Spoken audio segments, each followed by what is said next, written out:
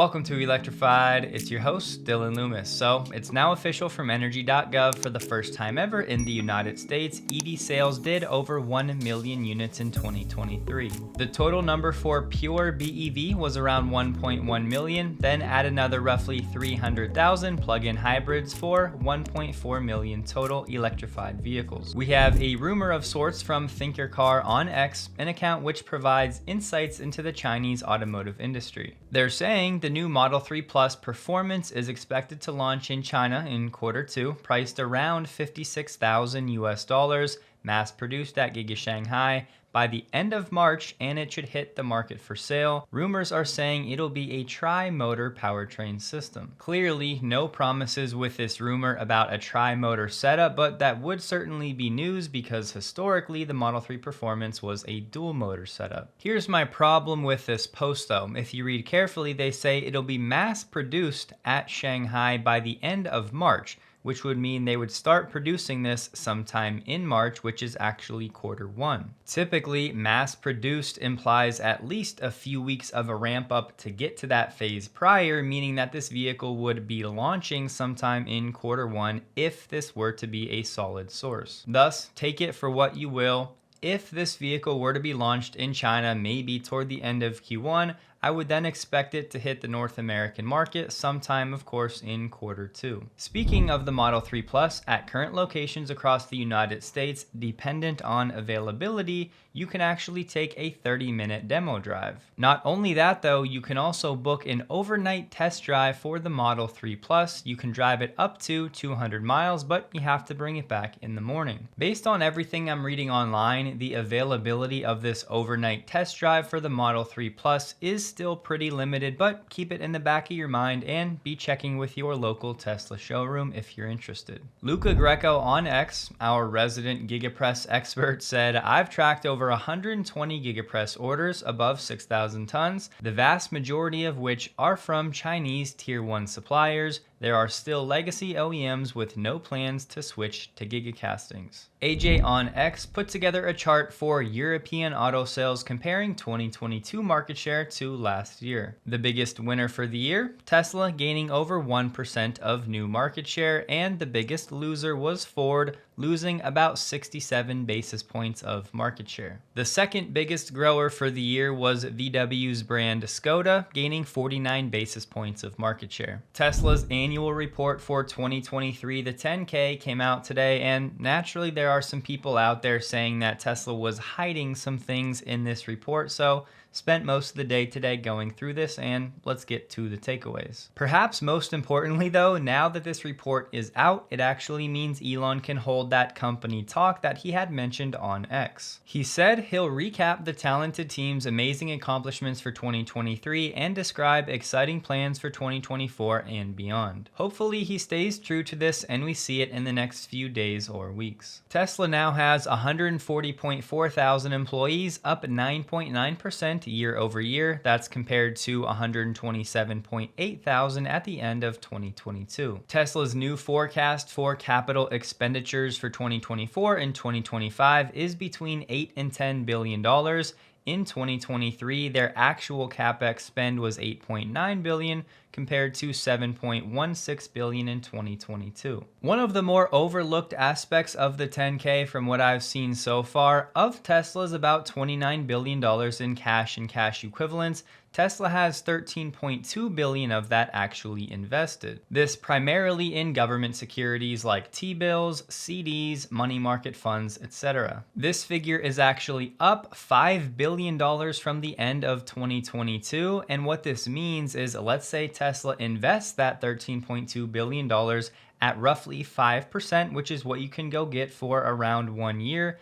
That would be $660 million per year in interest earned. For some context, last year, Tesla's services and other line of business did $489 million in profit for the year. Now, of course, that's going to grow for 2024, but even if the services business grows beyond this figure, this would still effectively be almost like another business line for Tesla. I always like to take a look at where Tesla's revenue is coming from geographically. Doing the math for 2023, 46.7% of revenues came from the USA, 30.8% international, 22.5% from China. Those figures compared to 2022 in the United States, that number was down about 3%. International was actually up roughly 3%, and China was mostly unchanged. Going forward, Giga Shanghai is now going to be subject to the regular statutory 25% corporate income tax rate. From 2019 to 2023, Tesla was actually granted a beneficial rate of 15%. That has now gone away. There was no meaningful update when it comes to the 2018 CEO Performance Award litigation, that trial that took place in 2022. All it said, post-trial briefing and argument are now complete. This is the verdict Tesla's board of directors is waiting for as they put together Elon's next compensation plan. Tesla's energy generation and storage gross margin was 18.9% for 2023. That's up from 7.4% in 2022. Tesla's deferred revenue balance for things like FSD and free supercharging increased about $600 million, ending 2023 at $3.5 billion.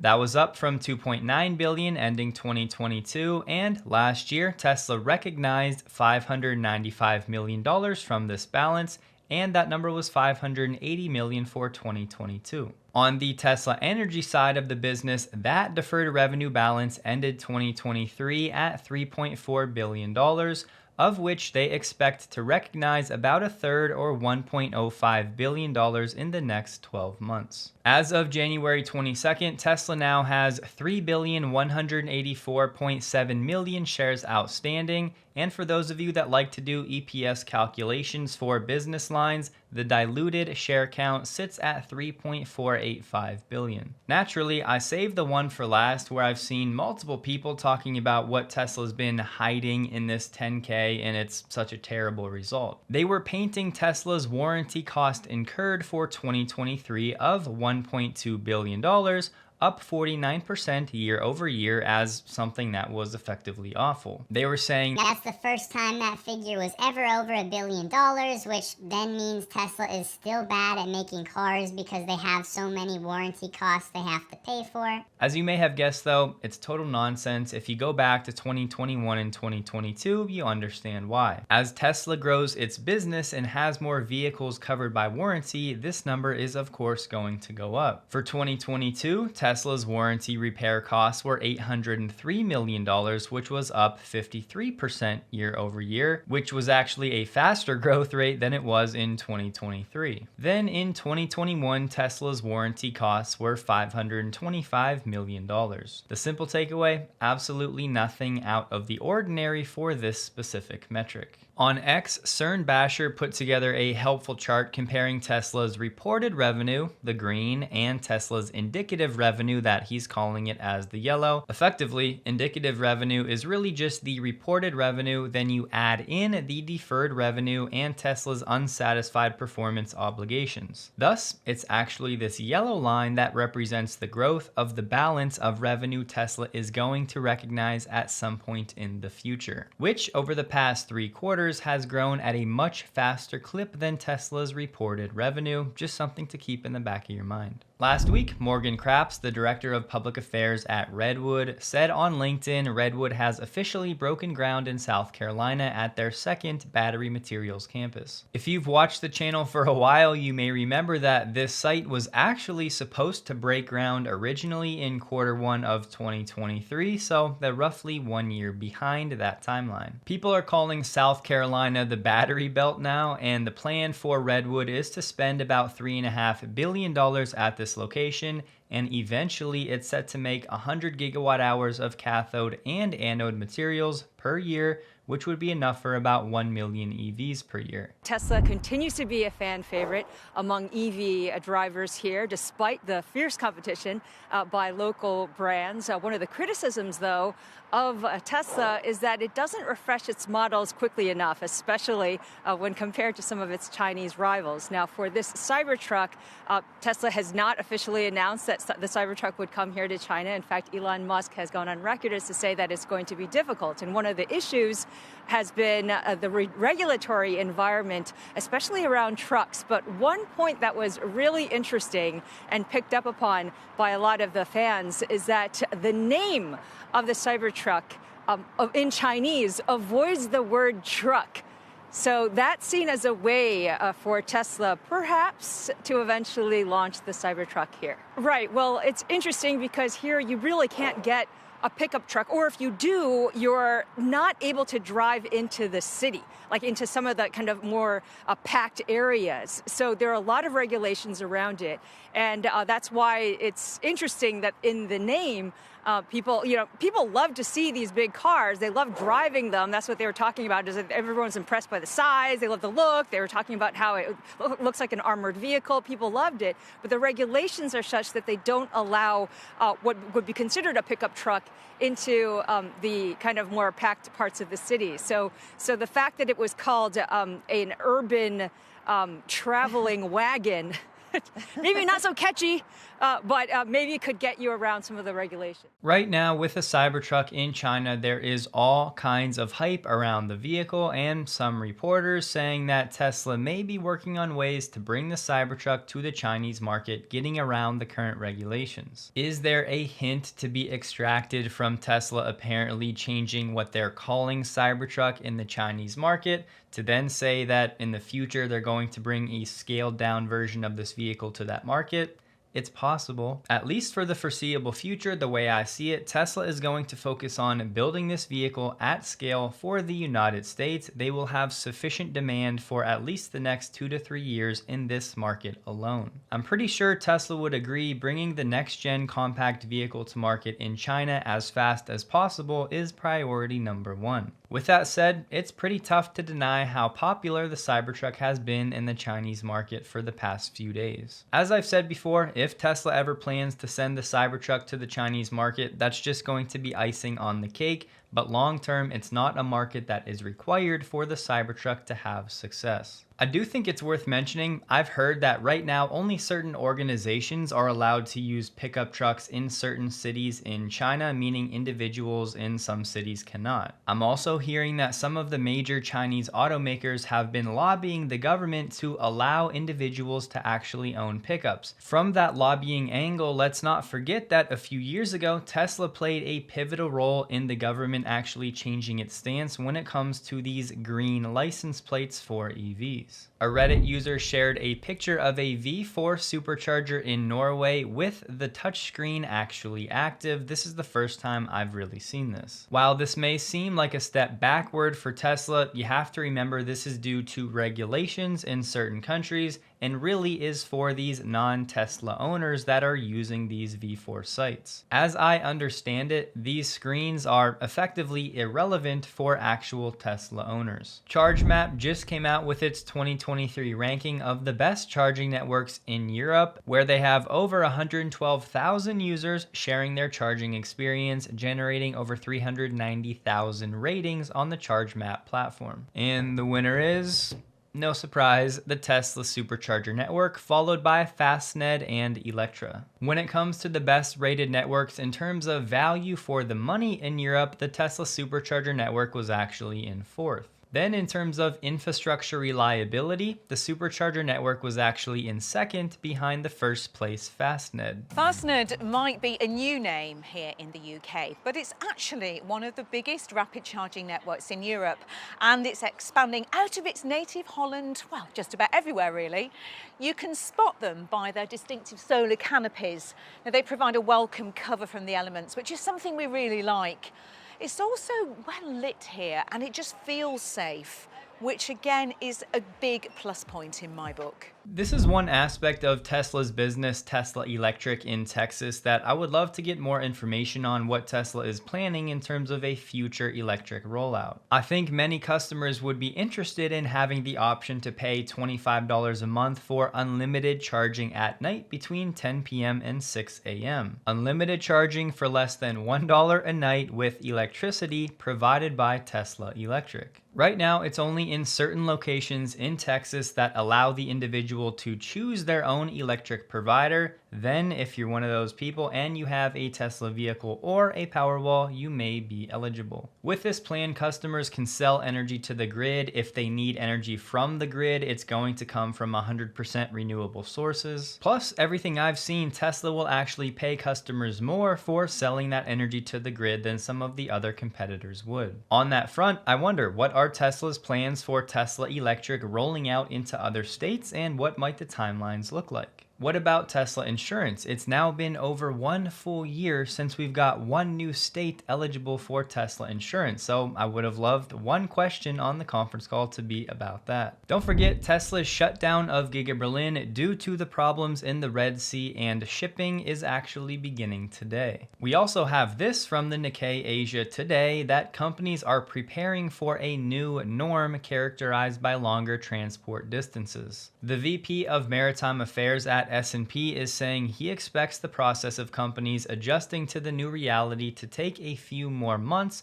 assuming the current hostilities continue in the Middle East. About 90% of the container ships sailing through the Red Sea have been forced to divert from the crucial trade route since mid-December. Beyond just the added costs and the time of shipping, this could create new challenges like insufficient port capacity to handle this volume of shipping activity, and the risk that bunker fuel shortages could create additional bottlenecks along the route. According to an analyst, about 70% of components in the European automotive sector imported from Asia come through the Red Sea. There have already been companies on the east coast of North America switching from ocean to air freight, but now we have air freight rates also rising due to the increased demand. Hopefully, Giga Berlin's 2-week shutdown for production is only 2 weeks, but for now, things really are not looking great. Toyota Industries, which is effectively a subsidiary of Toyota Motor, has been found by an independent panel to have falsified horsepower output tests for diesel engines used in 7 Toyota industrial vehicles and 3 car models. In response, Toyota is going to suspend shipments of some cars whose engine parts were found to have irregularities during certification tests. Toyota Industries, which is commissioned by Toyota Motors,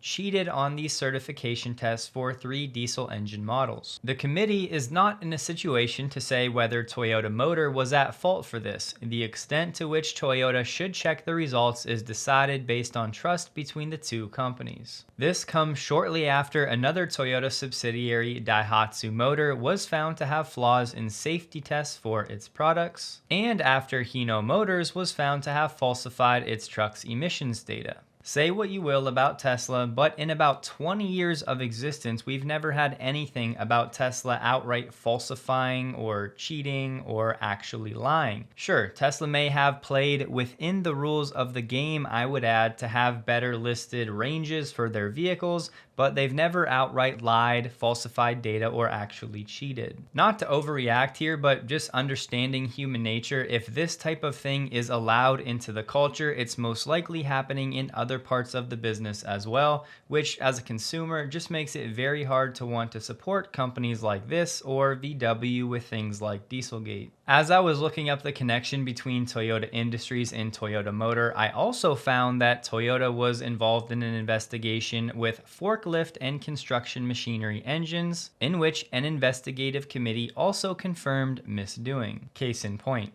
Either way, Toyota holds around a 25% stake in Toyota Industries, and Toyota Industries in turn owns about 8% of Toyota shares itself. Ford is trying out a new policy allowing dealers to rent out 2023 Mustang Mach-E's through their dealer daily rental program. This started January 15th, and it aims to manage excess inventory with the goal of increasing the number of EVs in loaner service. To incentivize dealers to participate in this rental program, Ford will offer $1,750 off invoice credit. Ford allowing its dealers to loan out these Mustang Mach-E's may drum up some extra EV interest, but at the end of the day, this really just highlights the very difficult position the Mustang Mach-E is in relative to the Model Y that still qualifies for the full credit. The Mach-E does not. Some influential GM dealers are pressing them to introduce hybrid models, worried they're losing customers who aren't ready for fully electric vehicles. GM executives have acknowledged the dealers' views, but they have not made any commitments to future hybrid options. There are two glaring problems for GM when it comes to hybrids. First and foremost, their entire business model for the future is based on this Ultium EV platform, fully electric, not focusing on hybrid. Plus, about 20 years ago, GM tried to bring some hybrid options to the market of vehicles like the GMC Yukon and the Cadillac Escalade, some of their more profitable vehicles, and within a few years,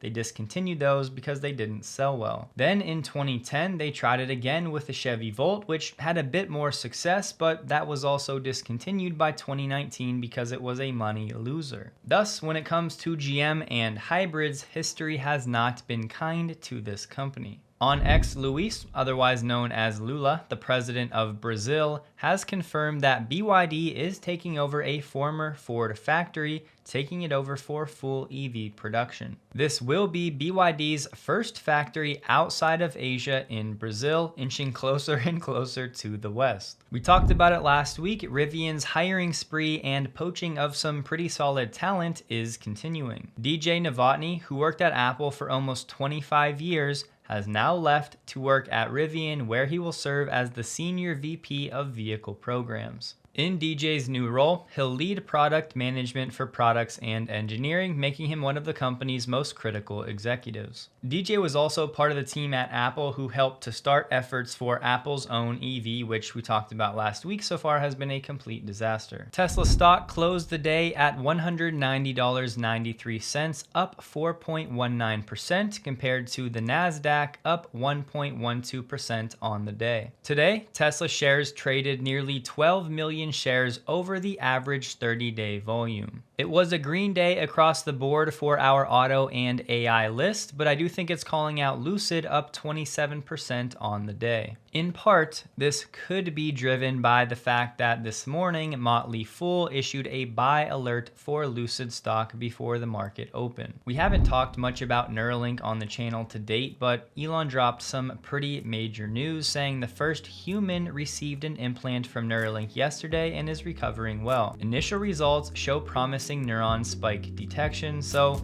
now in the days and weeks ahead, hopefully we can get a lot more information. When you talk about potential life-changing technology, this type of thing comes to mind as something that's not actually hyperbole using that wording. I hope you guys have a wonderful day. You can find me on X linked below. Please like the video if you did, and a huge thank you to all of my Patreon supporters.